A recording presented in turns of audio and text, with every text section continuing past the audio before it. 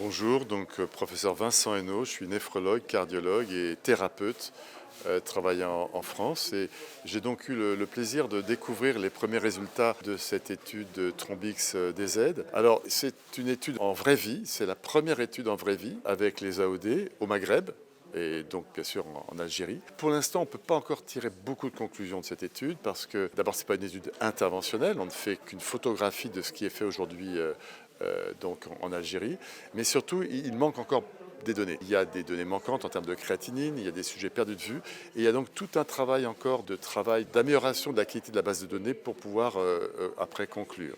Mais ce qu'on sait déjà sur les données parcellaires que l'on a, c'est que dans la moitié des cas, quand les malades reçoivent la faible dose de Trombix, c'est inadapté. C'est un sous-dosage. Le malade aurait dû, dans la moitié des cas, recevoir la pleine dose.